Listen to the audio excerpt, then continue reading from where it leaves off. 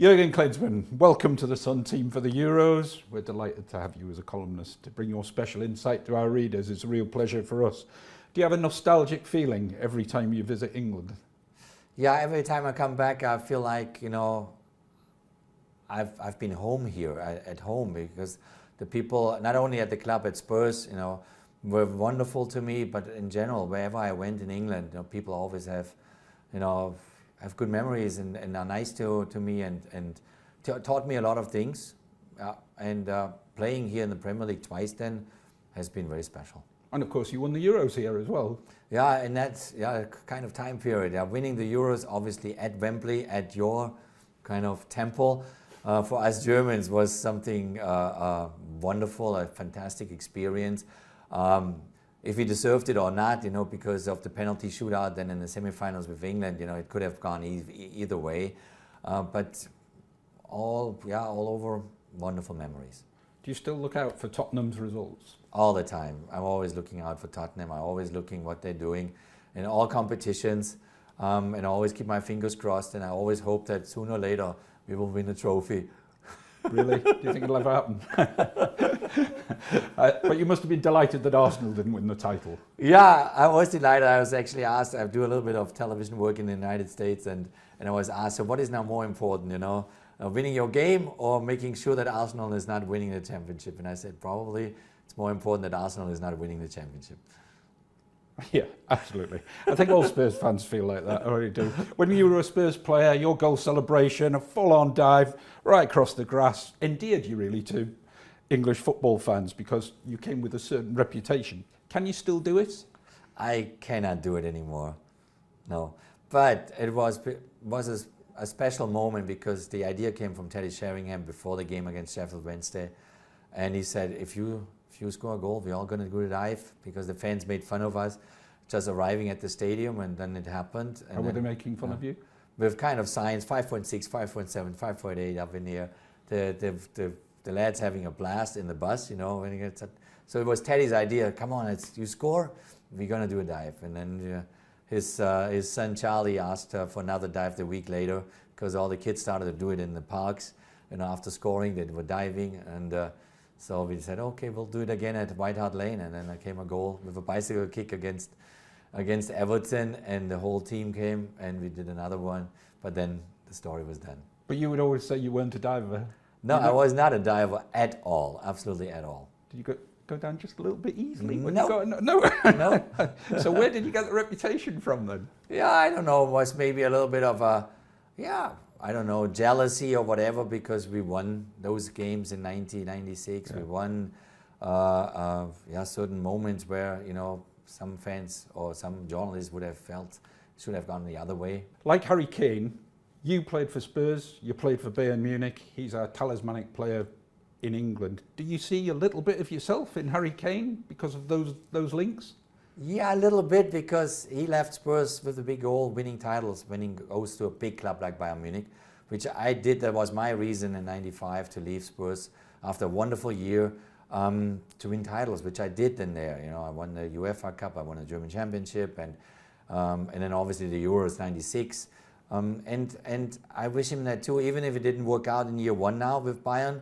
I just wish him that these titles will be kind of part of his career, and they're coming. He will win them in the next year, and maybe he wins actually a bigger one this summer, because I think he has the possibility as a captain, as a skipper of the English side, going to Germany and win it right there where he's playing now. But also as a Bayern Munich player, so that would exactly give you a bit of happiness. Yeah. Jürgen, you've been a player and a manager in international tournaments. What for you are the big differences? Obviously, one, you're on the pitch, one, you're on the touchline, but mentally and the feeling inside, the emotions? As a manager, certainly there come moments where you feel a little bit helpless, because you cannot really influence now the next move that happens on the field. And when you're a player, you always have the feeling, if I do something different now, I can really make something happen. As a manager, you try to push them and try to give them information, but it's them. They are running the shows. It's a player's game. But I think the general energy that you can give as a manager to your team, to your environment, has a really vital role in how you kind of make them be successful and hopefully win the game and hopefully do something special. So the roles of a player and a manager are extremely different. Do you think you're more selfish when you're a player? Obviously, you're in part of the team, but you want to do well for yourself as well, don't you? Yeah, I think there's a bit more selfishness as a player is there in you, especially as a striker. You want to score goals.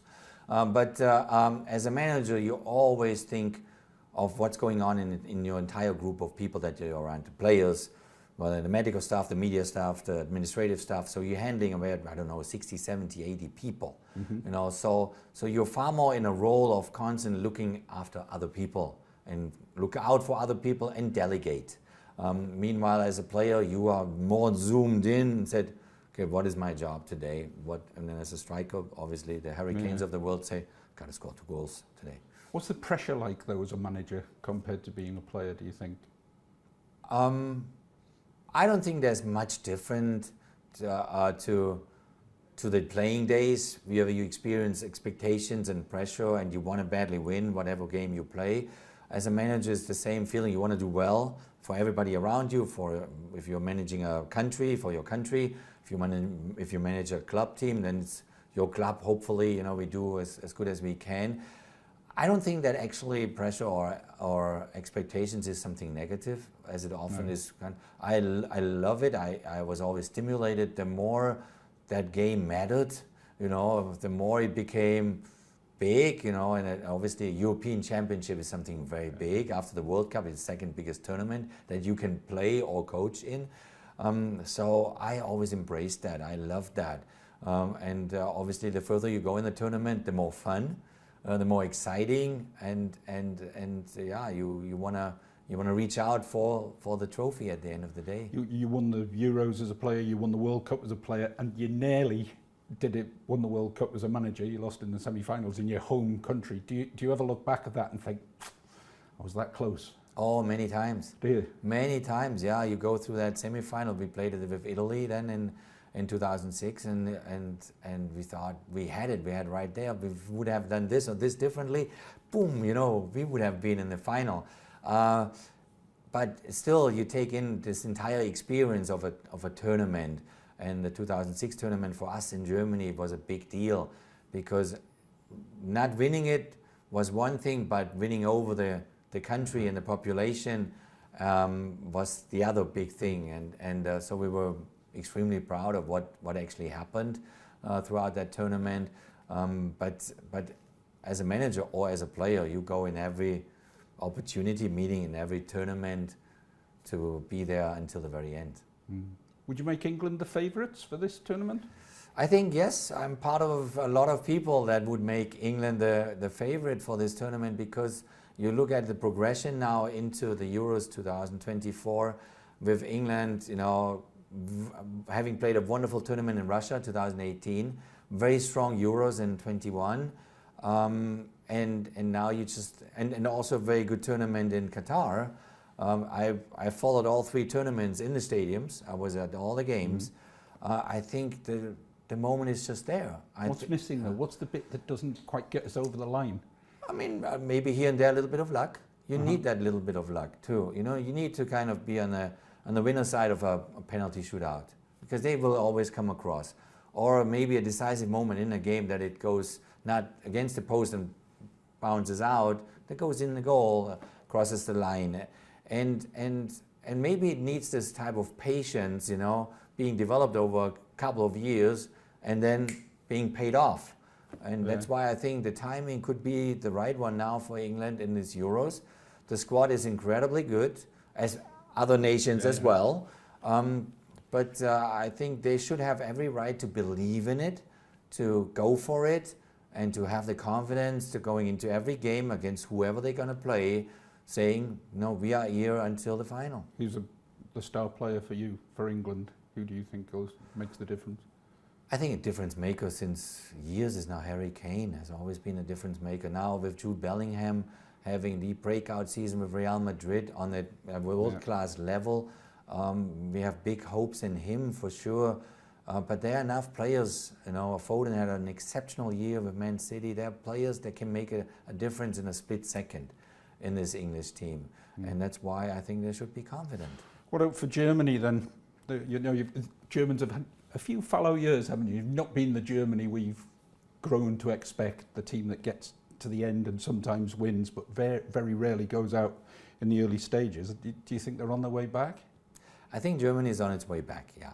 I think this could be, after the disappointments in Qatar and Russia, I think they didn't disappoint in the Euros 2021 and when they lost against England, because it couldn't have gone either way and it went England's way and it was the right way. But they played a good tournament until that point. You know. But both World Cups were thrown out of the window and they have to correct that. And they have a team full of quality, similar to the English squad, and with a manager now coming on board with Julian Nagelsmann, who is very good related to this young generation of players coming through. And that gives me hope, it gives me a smile, because I think, you know, he finds a way to communicate with this young group of players, and he has a couple of experienced guys like Toni Kroos and Manuel Neuer and Gündogan. They can make it happen. They can make it happen if they respect each other, if they get along, if they have a great chemistry, and then if they have a good start into the tournament. Well, first game's against Scotland.